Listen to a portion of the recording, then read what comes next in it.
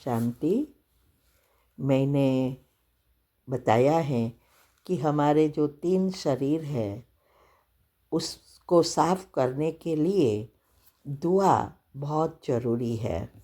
और दुआ अनेक रीति से हम प्राप्त कर सकते हैं, लेकिन कई चीज़ें बहुत इजी है।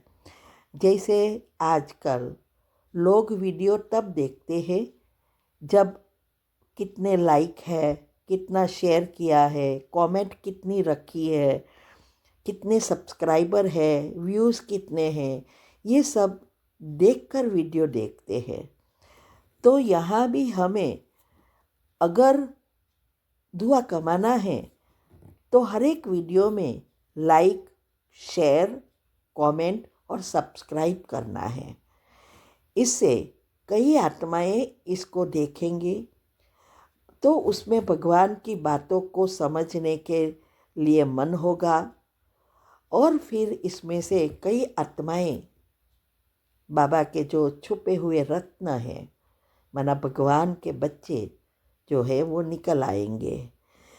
और कईयों को, बाहर वालों को भी अगर इससे फ़ायदा होगा तो इस सब से दुआ मिलेगी जिसने ये 4 चीज़ें की है। इसीलिए ये घर बैठे दुआ कमाओ।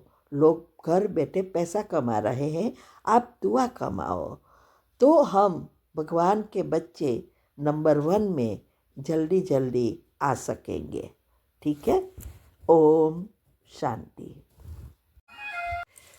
वर्त हाँ, ये कहाँ गया? या बाबा कहते हैं कि कोई भी, कहाँ गया? हाँ, लौकिक और अलौकिक कर्म और संबंध दोनों में स्वार्थ भाव से मुक्त। दूसरी बात, पिछले जन्मों के कर्मों के हिसाब किताब व वर्तमान पुरुषार्थ के कमजोरी के कारण किसी भी व्यर्थ स्वभाव संस्कार के वश होने से मुक्त बने हो। बाबा के चेक करो कि कोई भी चीज़ है, बाबा कहते हैं कि कोई भी कर्म बना, लौकिक अलौकिक, पिछले जन्म के हिसाब किताब, किसी भी चीज़ में अभी तक बंधन मुक्त हुए हैं या नहीं। बाबा कहते कि ऐसे नहीं सोचना।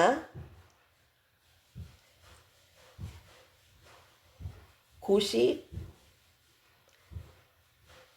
बीच बीच में आज डिस्कनेक्ट हो रहा है। कोई भी सेवा की, संगठन की, प्रकृति की परिस्थिति स्वस्थिति को व श्रेष्ठ स्थिति को दगमग करती है तो यह भी कर्म बंधन स्थिति नहीं है। अब कहते कोई भी परिस्थिति आए, चाहे लौकिक में चाहे अलौकिक में पेपर आ जाए, तो बाबा कहते उस समय हमारी परिस्थिति, हमारी स्वस्थिति हिल जाती है। चेक करो कि फुल स्टॉप लग सकता है या फुल स्टॉप लगाने के बाद हम अच्छा उनके लिए सोच सकते हैं। क्यों बाबा ये सिखा रहे हैं? क्योंकि वो जो परिस्थिति आई वो तो हमारा पिछला था, लेकिन अभी हमें नया क्या भरना है वो हमारे हाथ में है।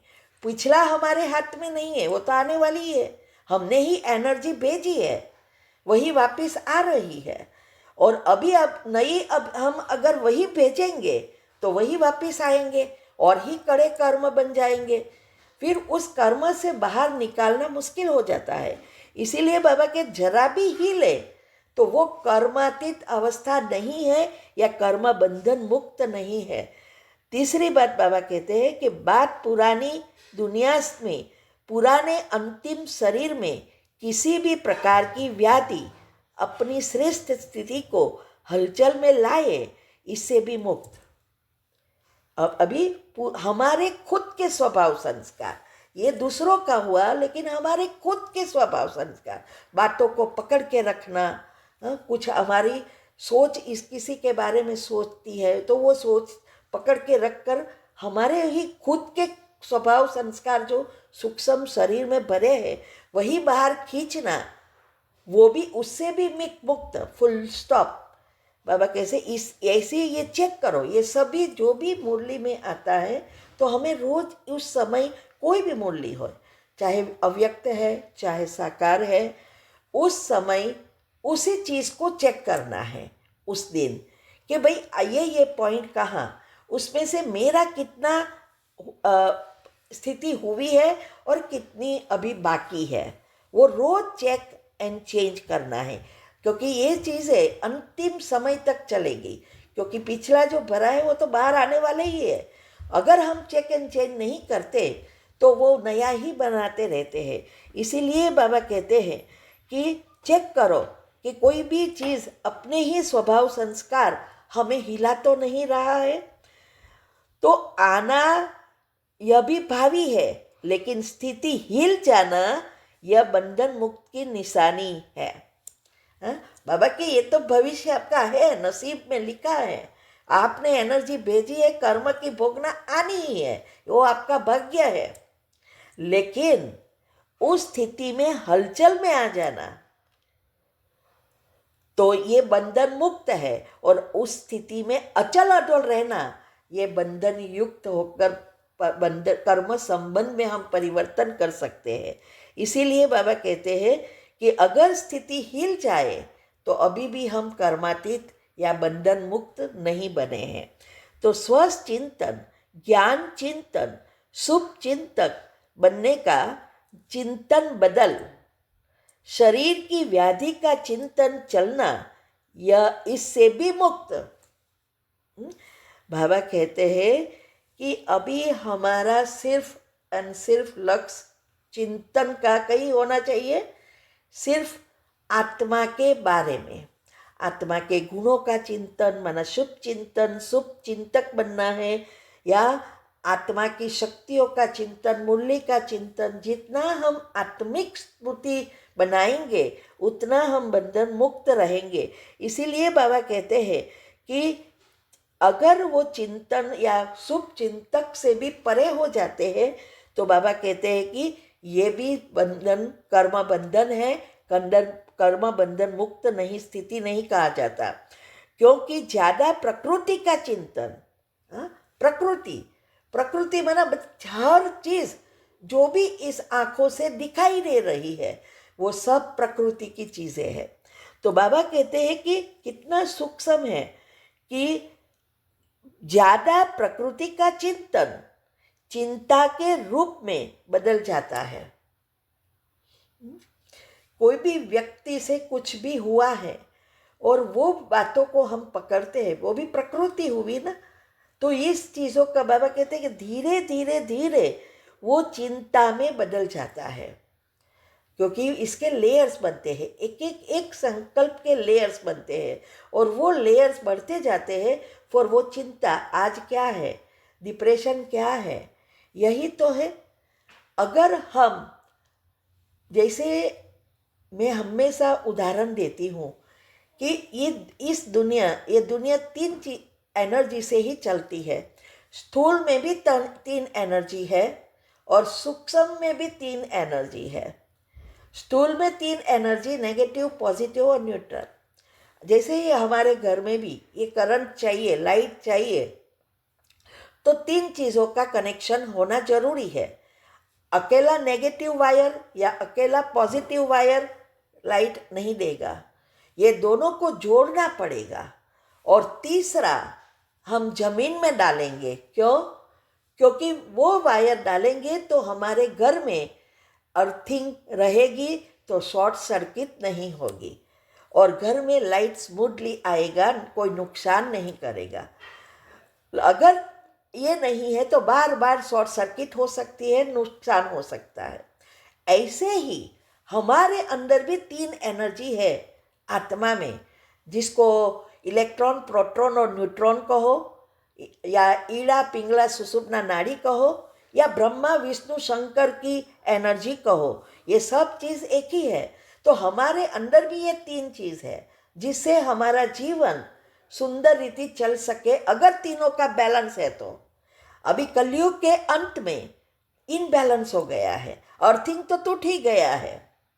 तो यहाँ भी अगर हमारा जीवन को सुंदर बनाना है, सुख सुविधा सब स्थायी चाहिए, तो हमारे नेगेटिव और पॉजिटिव दोनों वायर, दोनों एनर्जी का बैलेंस चाहिए।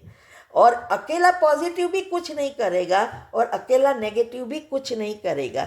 नेगेटिव एनर्जी अर्थात प्रकृति की एनर्जी, और पॉजिटिव एनर्जी अर्थात परमात्मा की एनर्जी कहो या आत्मा की एनर्जी कहो, ये दोनों का बैलेंस, जैसे मैंने बताया था लास्ट चक्र के टॉपिक में कि नीचे के 3 चक्र हमारे प्रकृति से जुड़े हैं, ऊपर के 3 चक्र एनर्जी से जुड़े हैं, परमात्मा की एनर्जी से जुड़े हैं, और अनाहत चक्र बैलेंस चक्र है।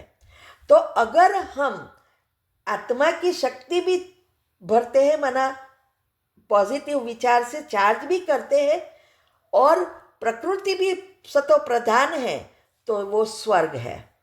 तो ये धीरे धीरे धीरे हम प्रकृति के वश हो जाते हैं और आत्मा की शक्ति कम हो जाती है, और इसीलिए हमारी दिन प्रतिदिन गिरावट होती रहती है। और जो चीज़ का हम दुरुपयोग करते रहते हैं, वो चीज़ हमारे भाग्य से निकलता जाता है, और धीरे धीरे वो चीज़ कंप्लीटली चली जाती है। लेकिन हर जन्म में हमें चांस मिलता है, चाहे भगवान हमें कोई ना कोई द्वारा चांस देता है, वहाँ बुद्धि की ज़रूरत होती है। अगर हमारी बुद्धि शुद्ध है तो हम उस चांस को लेकर हमारे कर्म को परिवर्तन करके दूसरे जन्म को सुधार सकते हैं। हर एक प्राणियों में सिर्फ मनुष्य आत्मा को ही बुद्धि मिली है, जिससे वो अपने भाग्य को बदल सकता है, लेकिन दूसरे प्राणियों को ये नहीं है। तो ये बुद्धि मिली है, लेकिन अगर हम उस पर ध्यान नहीं देते तो हमारी गिरावट होती जाती है। इसीलिए लास्ट टाइम भी मैंने कहा था धीरूभाई अंबानी की कहानी, हाँ, वो उस पिछले जन्म का किसी ने 1 मिनट की वीडियो किसी ने भेजी थी कि धीरूभाई अंबानी इतने पैसे वाले क्यों बने। तो मैंने बताया था, और उसमें बताया था कि वो लोग ने पिछले जन्म में देखा तो 8-10 जन्म पहले उसकी स्थिति कंप्लीटली गरीब हो गई थी। हाँ, तो वो गरीब थे, खाने का भी पैसा नहीं था, और वो खेत में से अनाज इकट्ठा करके क्रश करके रोटी बनाते थे। तो बोले कि उस दिन इसके पास 3 ही रोटी थी, और उस समय कोई व्यक्ति गरीब कोढ़ वाला जो डिसीज़ होती है, वो कोढ़ी आत्मा आई व्यक्ति, और उसने भीख मांगी कि मुझे भूख लगी है। तो उसने सोचा कि चलो इसमें से दे दूँ एक, तो और दूसरे उसने बोला दूसरा दो, मुझे बहुत भूख लगी है। तो वो ऐसा करती उसने तीनों दे दिया। उसके पास तो कुछ खाने का बचा ही नहीं, लेकिन उसने खुद का नहीं सोचा, स्वार्थ नहीं रखा कि मैं क्या खाऊंगा, नहीं, उसने पहले उनका सोचा। तो उनका जब सोचा तो तीनों जो कुछ उसके पास था वो दे दिया। तो उसका सब पुण्य परसेंटेज होता है ना, 3 रोटी दी वो नहीं, लेकिन उसकी सारी संपत्ति ही यही थी, कुछ था ही नहीं, तो सब दे दिया। तो ये है कर्म की गति, ये रिटर्न। हम किसी भी आत्मा के लिए गरीबों को क्यों देना है, इसका यही है कि कोई ना कोई जन्म में फिर से हमारे साथ भी अगर ज़्यादा कर्म है तो उस रीति से आता है, और वो रिटर्न एक दूसरे का लेन देन है। लेकिन परमात्मा के जब हम बच्चे बनते हैं तो हमारी कर्म की गति बदल जाती है। एक का पदम गुना बनता है तो एक का पदम गुना पाप भी बनता है। इसीलिए बहुत ध्यान रखना है, एक एक कर्म पर ध्यान रखना है, और जिसमें कोई स्वार्थ ना हो। बस अगर स्वार्थ है तो वो कर्म की भोगना बनती है। तो इसीलिए ये जो है कर्म की गति, तो अभी हम भले दुनिया में आज पाप कर्म बढ़ते जाते हैं, इसीलिए पात्र देखकर दान करना है, लेकिन वो भी एक का एक ही रिटर्न मिलेगा। लेकिन परमात्मा के कार्य में हमें एक का पदम गिना मिलता है। तो ये कोई भी चीज़ जो भी आपने दी, चाहे स्थूल है, चाहे हमारे वाइब्रेशन से सकाश दिया, गुणों का दान दिया, जो भी दिया वो रिटर्न हमें मिलता ही है। वो लॉ है, कर्म की गति है कि जो आपने दिया वो वापिस आएगा। दुख दिया दुख आएगा, सुख दिया सुख आएगा। हमारे व्यवहार से किसी को भी दुख नहीं होना चाहिए। एक है पुरुषार्थ के लिए और दूसरा है स्वार्थ, दुनियावी चीजों के, स्थूल चीजों के लिए। तो ये स्थूल चीजों के लिए नहीं होना चाहिए। पुरुषार्थ में ये दुनिया परिवर्तन के लिए हम कर रहे हैं, तो उसके लिए जो भी करना है वो करना है। तो ये आत्मा के लिए जब हम करते हैं तो विश्व के लिए करते हैं। अगर वो उससे दुखी हो तो उसके कर्म बनेंगे, वो भी उसके करे कर्म। अच्छे काम में कभी भी हमें रुकावट नहीं करनी है। कोई अच्छा कर रहा है, उसमें अगर रुकावट किया तो वो कड़े कर्म बन जाते हैं। इसीलिए बाबा हमें ये सिखाते हैं कि ये जो 3 एनर्जी, मैंने कहा कि ये बैलेंस, अभी अर्थिंग हमारा टूट गया है। दुनिया में डिप्रेशन क्या है? जैसे घर में न्यूट्रल वायर जमीन में नहीं डाले तो घर में शॉर्ट सर्किट हो सकती है, ऐसे ही जब हमारा परमात्मा से कनेक्शन टूट जाता है तो हमारे ब्रेन में शॉर्ट सर्किट होती है, और वही डिप्रेशन है।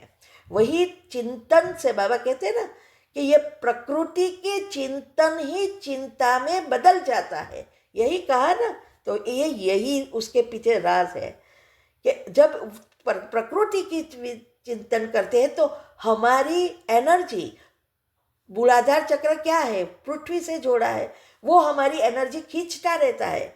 इसीलिए शास्त्रों में कहा है अधोगति होती है। जब प्रकृति हमारी एनर्जी खींचती है तो अधोगति होती है। वही एनर्जी को ऊर्ध्व गति देना है, ऊपर की ओर ले जाना है, माना परमात्मा से जोड़ना है। ऊर्ध्व गति होगी तभी हम आगे, हमारी आत्मा में शक्ति भरेगी, बैलेंस होगा। अभी ये और सब में शॉर्ट सर्किट, डिप्रेशन, टेंशन जो भी है वो शॉर्ट सर्किट है। तो वो शॉर्ट सर्किट इसीलिए हो रहा है, अर्थिंग परमात्मा से टूट गया है। और भगवान आके वही अभी सिखा रहे हैं कि कैसे ये अर्थिंग करे। तो इसीलिए बाबा कहते हैं कि ये जो प्रकृति, कोई भी प्रकृति से बनी हुई चीज़ों का चिंतन करने से ही चिंता बनेगी। तो बाबा कहते हैं इसी को ही कर्मातीत अवस्था कहा जाता है। बाबा कहते कि जो इस चीज़ों से, माना चिंतन से, प्रकृति के चिंतन से मुक्त होते हैं, वही कर्मातीत स्थिति कहलाती है। इसीलिए मैं हमेशा कहती हूँ योग की पहली अवस्था 8 ग्रुप का रोज करने का कारण यही है कि हमारे मन को काम देना है। आत्मा का, एनर्जी की जो भी चीज़ें हैं उसका चिंतन करके प्रकृति की चीज़ों से, चिंतन से मुक्त होना है। यूज करना अलग बात है और उसकी चिंतन में रहना अलग बात है। इसीलिए खाना पीना, सोना, उठना, बैठना, सब कुछ करते हुए भी डिटैच, ये अवस्था अंतमति सुगति करने के लिए। इसीलिए बाबा कहते हैं कि यही कर्मातीत स्थिति की निशानी है कि ये सभी बंधनों से मुक्त छूट गए हैं। अगर अभी भी हमें मन हो रहा है, भक्ति में है, कोई भी चीज़ में है, घूमने जाने का, खाने का, देखा और खाने का मन हुआ, ये सब चीज़ें हमारी गिरावट कर रही है। इसीलिए वहाँ ही नंबर पड़ते हैं। और बाबा तो चाहते हैं कि हम नंबर 1 में आए। उसको नहीं चाहिए प्रजा बनो, वो तो कहते हैं कि श्री कृष्ण के घराने में, रॉयल फैमिली में आने के लिए कहते हैं। तो जिसको भी आना है वही करेंगे, साथ साथ पिछले कर्म भी है। इसीलिए कभी भी कोई भी बात में जल्दबाजी नहीं करनी है। तो बाबा कहते हैं कि यही कर्मातीत अवस्था की निशानी है।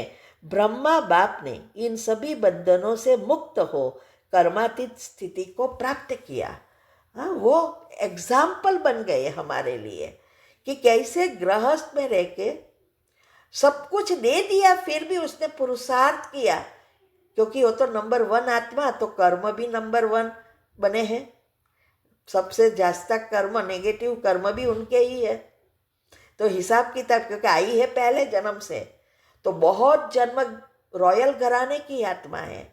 तो जितना द्वापर के बाद, स्पेशली कलयुग के बाद जब हम रॉयल में आते हैं, अभिमान इतना बढ़ जाते हैं, ना जाने जाने अनजाने भी हम कर्म ऐसे ही करते हैं जिससे हमारे पाप कर्म ही बनते हैं।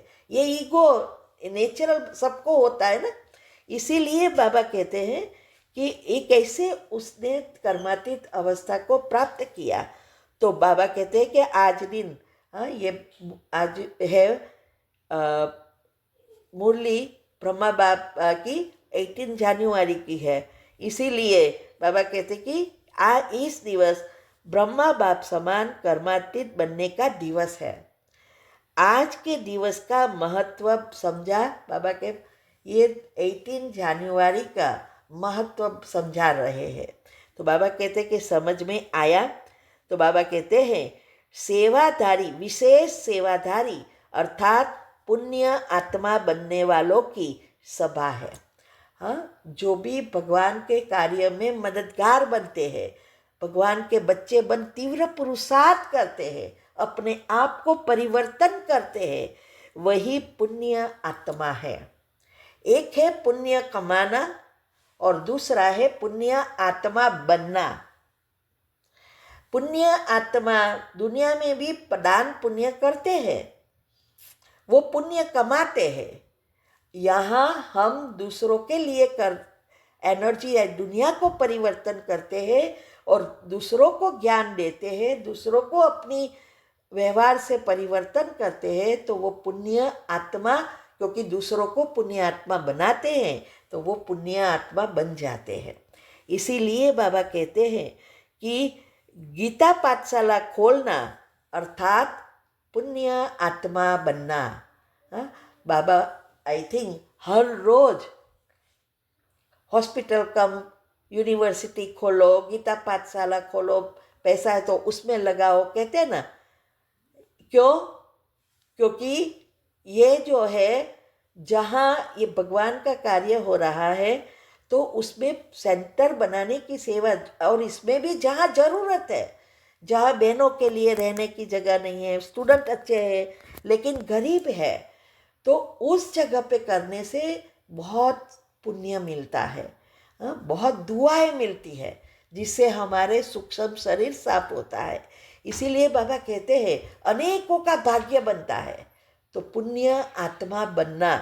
इसीलिए बाबा कहते हैं सबसे बड़े ते बड़ा पुण्य हर आत्मा को सदा के लिए अर्थात अनेक जन्मों के लिए पापों से मुक्त करना।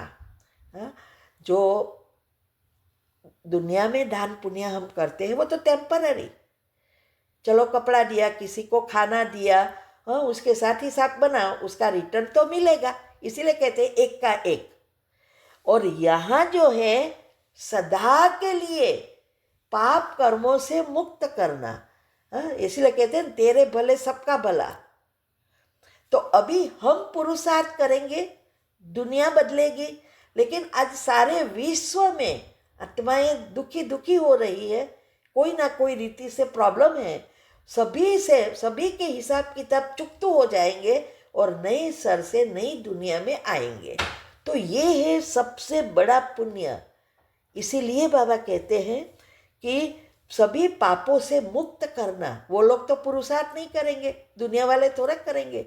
ये 33 करोड़ जो त्रेता वाली आत्मा है उतने ही पुरुषार्थ तो करेंगे। तो आज मैं डायमेंशन की जो डिले क्यों की है, बहुत गोह्य में रिसर्च कर रही हूँ अभी, उसमें मैं थोड़ा कल देखा, ये जो 8 दाने हैं ग्रह के, जो सप्त ऋषि जिसको शास्त्रों में कहा है, वो मुख्य आत्माओं की इतनी सारी बातें बताई है, वो ढूंढने में ही समय लगा है। इसीलिए मैंने अभी तक शुरू नहीं किया है, वो ढूंढ रही हूँ। तो ये जो इसके ऊपर है, बोलते कि उसकी एनर्जी से ये सब डायमेंशन जो बनता है, हर एक उसके साथ कनेक्टेड आत्माएं हैं। और वो सबसे ये 8 जो है वही कर्म का हिसाब किताब करती है। आप सोचो कितनी गुह्य बात है। तो कल हम यही ढूंढ रहे थे कि ये सप्त ऋषि के बारे में और 10 डायमेंशन के बारे में। तो इसीलिए ये अभी 1-2 बार थोड़ा लगेगा, यह हो जाए फिर मैं कराऊँ तो अच्छा रहेगा। तो बाबा यही कहते हैं कि ये जो है पुण्य आत्मा बनना, अर्थात सभी आत्माओं को पापों से मुक्त करना। तो आत्मा 8 से 108 जोड़ी है, 108 से 16,108, 16,108 से 9 लाख, 9 लाख से 2 करोड़, और 2 करोड़ से 33 करोड़, और 33 करोड़ से सारा विश्व बनता है। आप सोचो। इसीलिए बाबा कहते हैं कि गीता पाठशाला वाले को बाबा कहते हैं कि सदा स्वयं गीता का पाठ पढ़ने वाले और पढ़ाने वाले, दुनिया में क्या कहते हैं कि रोज एक गीता का पाठ पढ़ो तो सभी पापों से मुक्त हो जाएंगे। सब पढ़ते हैं दुनिया में, ऐसे थोड़ा पापों से मुक्त होते हैं। तो बाबा कहते हैं रियल गीता को प्रैक्टिकल जीवन में लाना, और इसमें सबसे बड़ा है वो है पॉजिटिव बनना, 7 चक्र को पॉजिटिव से भरपूर कर देना, नेगेटिव पाप कर्म से मुक्त हो जाना। यह है सबसे बड़ा पुरुषार्थ। इसीलिए बाबा कहते हैं कि सबसे बड़े से बड़ा पुण्य हर आत्मा को सदा के लिए, अर्थात अनेक जन्मों के लिए पापों से मुक्त करना, यही है पुण्य सबसे बड़ा पुण्य। तो बाबा कहते हैं कि गीता पाठशाला में हम अभी गीता के एपिसोड को रिपीट कर रहे हैं। ये जो 100 साल है उससे ही सारी चक्र के नियम सब बनेंगे। इसीलिए बाबा कहते थे खुद गीता को प्रैक्टिकल कर, औरों को ये गीता का महत्व समझाकर आप समान बने। पहले तो बाप समान बनना है हमें, फिर औरों को आप समान बनाना है। इसीलिए बाबा कहते हैं तो गीता ज्ञान का पहला पाठ ही है अशरीरी आत्मा बनो। पहला पाठ ही है। लेकिन आत्मा सब जानते हैं, लेकिन आत्मिक स्थिति बनाना, आत्मिक स्मृति बनाना, यह किसी को भी पता नहीं है। इसीलिए बाबा कहते हैं पहला पाठ गीता का है अशरीरी आत्मा बनो, और अंतिम पाठ है नस्तो मोहा स्मृति स्वरूप। पहला पाठ है आत्मा समझ, परमात्मा को याद करना है। फिर सभी चीज़ों से द्वितेज, कोई भी चीज़ में रग ना जाए, नस्तो मोहा। फिर स्मृति, आत्मा और परमात्मा, स्मृति होगी तो ही हम अंतमति सोगति, ये गीता में भी कहा है, और ब्रह्मा बाबा ने भी अंतिम उसका सूत्र यही था। इसीलिए बाबा कहते हैं तो पहला पाठ है विधि, और अंतिम पाठ है विधि से सिद्धि। पहला पाठ अपने को आत्मा समझना, आत्मिक स्मृति में रहना और परमात्मा को याद करना, यह है पहला पाठ। और फिर अंतिम पाठ बाबा कहते कि वो विधि है, और फिर अवस्था बन जाना, यह है सिद्धि। तो बाबा कहते हैं कि हर समय यह पाठ पढ़ते हैं कि सिर्फ मुरली सुनाते हैं। बाबा के ये मुरली, एक है मुरली सुनाना, और दूसरा है बाबा कहते हैं कि खुद पहले मुरली को स्वरूप में लाना। तो बाबा कहते हैं कि सिर्फ मुरली सुनाते हो या इस पाठ को पक्का किया है। इसीलिए बाबा कहते हैं पहले स्वयं पढ़ना अर्थात बनना, फिर औरों को निमित्त बन पढ़ाना। मुरली पढ़ जाना तो बहुत अच्छा है, इजी है, लेकिन मुरली को स्वरूप में लाना, वरदान आता है रोज, तो वो वरदान या मुरली के पॉइंट तब तक हमारे नहीं होते जब तक हम हमारे जीवन में उसको प्रैक्टिकल नहीं लाते। तो ये वहाँ तक ही रहेगा, पढ़ना और सुनना, लेकिन जब हमारे प्रैक्टिकल में लाते हैं तब वो वरदान हमारा बनता है। बाबा ने तो हमें दे दिया कि आप सर्वशक्तिवान के बच्चे, मास्टर सर्वशक्तिवान, लेकिन वो शक्तियों को अपना बनाना यह है पुरुषार्थ, सिर्फ कहने से नहीं होता। तो वरदान भी रोज आता है, तो वो वरदान को प्रैक्टिकल कर जीवन में लाना, और वो हमारा काम है। वरदान सिर्फ सुनने से वरदान नहीं होगा, अच्छा अच्छा कहने से अच्छा नहीं हो जाएगा। इसीलिए बाबा कहते हैं कि पहले स्वयं पढ़ना और बनना, फिर औरों को निमित्त बन पढ़ाना। तो बाबा कहते हैं कि ये सेवा सब करते हो, विधि से सेवा करते हो कि सिर्फ करने खातिर करते हो, क्योंकि आप सभी इस विश्व के आगे परमात्म पढ़ाई का सैंपल हो। बाबा कहते हैं कि हम सैंपल बन रहे हैं।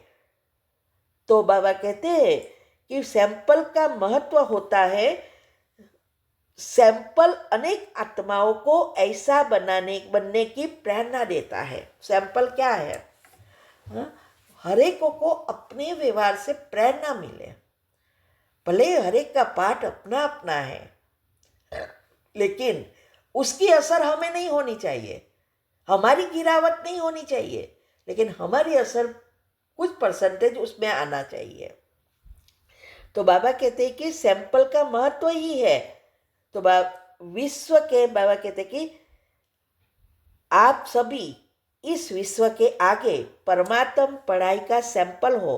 तो सैंपल का महत्व होता है, सैंपल अनेक आत्माओं को ऐसा बनने की प्रेरणा देता है। तो बाबा कहते हैं कितनी बड़ी जिम्मेवारी है, हम बच्चों पर कितनी बड़ी जिम्मेवारी है कि हर एक को आप समान बनाकर मैसेज देना है। आज कितने समय पहले कहा था कि हर एक आत्माओं को मैसेज मिलेगा मीडिया द्वारा। आज इतनी इन्वेंशन हो रही है जो मैसेज कोने कोने में पहुंचेगा, क्योंकि जब तक पूरा मैसेज नहीं पहुंचता तब तक विनाश नहीं होता।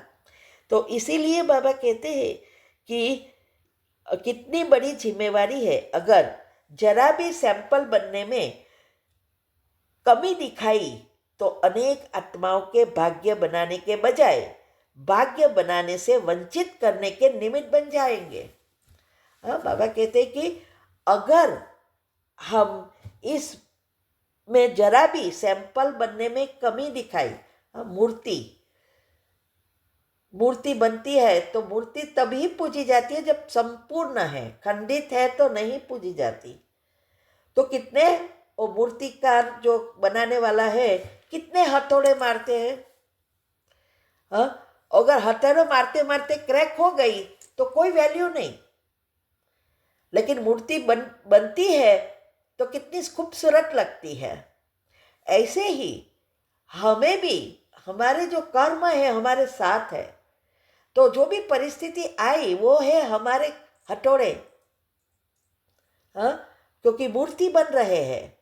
और उस हथौड़े खाते खाते क्यों ऐसा होता है, हम इतना कर रहे हैं फिर भी ये नहीं हो रहा है, ये क्यों हमें हैरान कर रहे हैं, हमें तो बहुत कर रहे, ये सब है हथौड़े खाते खाते थक जाना, क्रैक हो जाना। वो कभी भी पूज्य देवता नहीं बन सकते। इसीलिए बाबा कहते हैं कि अगर सैंपल बनने में कमी दिखाई तो लोग दूसरी आत्माओं को का भाग्य बनाने के बजाय भाग्य को कम कर दिया, भाग्य से वंचित कर दिया, तो ये भी एक कर्म है। इसीलिए बाबा कहते हैं हमारे एक एक संकल्प सारे विश्व को असर करता है। इसीलिए मैं हमेशा कहती थी कि ये जो अगर कोई ब्रह्मचर्य व्रत जन्म से है लेकिन पॉजिटिव नहीं बने हैं तो वो नंबर 1 में आ ही नहीं सकते। लेकिन पॉजिटिव बने हैं, गृहस्थी है, ब्रह्मचारी नहीं है, और फिर पॉजिटिव बनते हैं, तो वो ब्रह्मचारी तक बन सकेंगे और नंबर 1 में आ सकेंगे। इसीलिए बाबा कहते हैं गृहस्थी भी आगे जा सकते हैं।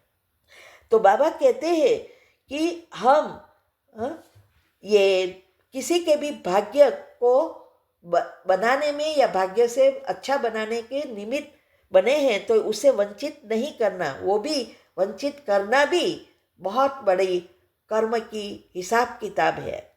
इसीलिए बाबा कहते हैं कि हाँ, भाग्य बनाने से वंचित करने के निमित्त बन जाएंगे, क्योंकि देखने वाले, सुनने वाले साकार रूप में आप निमित्त आत्माओं को देखते हैं। क्योंकि बाप तो गुप्त है ना, बाबा गुप्त है, वो तो दिखाई नहीं देता है। तो हम सब आत्माएं जो भगवान के बच्चे बनते हैं वही दिखाई दे रहे हैं। तो बाबा कहते हैं कि इसीलिए आप जो करेंगे वही सब फॉलो करेंगे। तो बाबा कहते हैं कि बाप तो गुप्त है, इसीलिए ऐसा श्रेष्ठ कर्म सदा करके दिखाओ जो आपके श्रेष्ठ कर्मों को देख अनेक आत्माओं के श्रेष्ठ कर्मों के भाग्य की रेखा श्रेष्ठ बना सको। तो एक तो अपने को सदा सैंपल समझना, और दूसरा सदा अपना सिंपल याद रखना।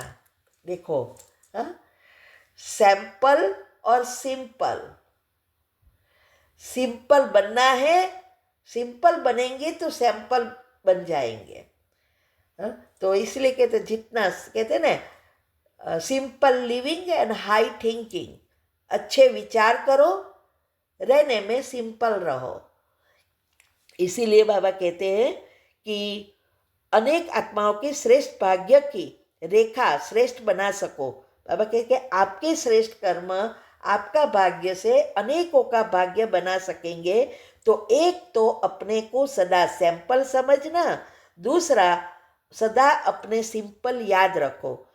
बाबा कहते हैं कि निमित्त आत्माएं जानती हो कमल पुष्प हो। बाबा कहते हैं कि कमल पुष्प बनना है, अमल करो।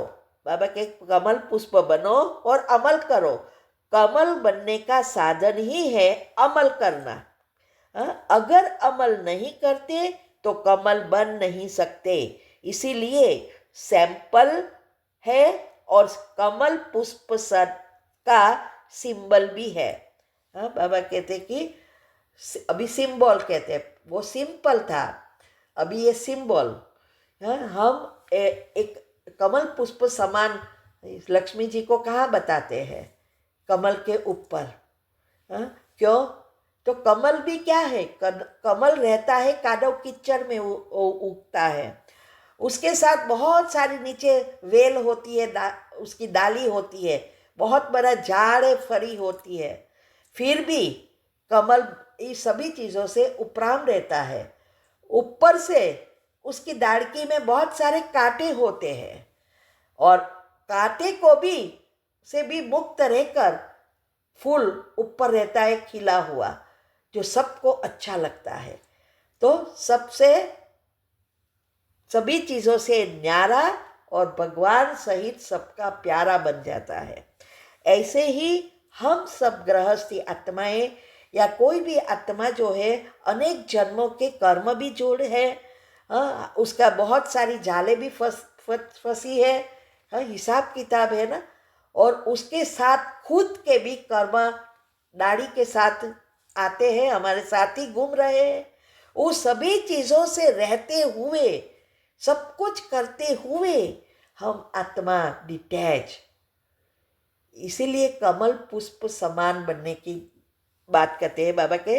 इसीलिए ये सिंबल बताते हैं और लक्ष्मी जी को कमल के ऊपर खड़े रखते हैं। तो सबका सबसे सभी चीज़ों से न्यारा और परमात्मा का प्यारा बनना, अनेक आत्माओं का प्यारा बनना, अर्थात पूज्य बनना। इसीलिए बाबा कहते हैं कि कमल पुष्प, तो कमल भी, हाँ, इसीलिए सैंपल है और कमल पुष्प का सिंबल सदा बुद्धि में रखो। हाँ, कि हमें ये बनना है, हम सैंपल बन रहे, शोकेस पीस बन रहे, और हमें ऐसा कमल के समान बनना है, लक्ष्मी जी के समान बनना है। इसीलिए बाबा कहते हैं कि सिर्फ प्यारे नहीं बनना, लेकिन सेवा करते न्यारे बन प्यारे बनना है। ऐसे ही न्यारे बनना नहीं है कि ऐसे ही प्यारे नहीं बनेंगे। सेवा सब कुछ करना है, और सेवा करते भी सभी चीज़ों से न्यारे और एक का प्यारा। इसीलिए बाबा कहते हैं कि सेवा के निमित्त बने, यह तो बहुत अच्छा किया, पुण्य आत्मा का टाइटल तो मिल गया। इसीलिए देखो, खास निमंत्रण दिया है क्योंकि पुण्य का काम किया है। अब आगे जो सिद्धि का पाठ पढ़ाया, वो सिद्धि की स्थिति से वृद्धि को प्राप्त करते रहना। बाबा कहते हैं कि वो उस समय गीता पाठशाला वाले का टर्न होगा, उसको ही बुलाया होगा। इसीलिए बाबा कहते हैं कि ये आज इसीलिए स्पेशल है कि हम पुण्य आत्मा बनने का ये जो रास्ता बाबा ने बताया है, बाबा कहते हैं कि यो सिद्धि को प्राप्त करना है और वृद्धि भी करनी है। तो बाबा कहते हैं कि ये तो 10:30 तो हो गए हैं, इसीलिए अभी किसी के प्रश्न है या फिनिश कर दूं? बहुत बड़ी लंबी है अभी तो। है किसी के प्रश्न? चालू है। मेरा क्वेश्चन है कि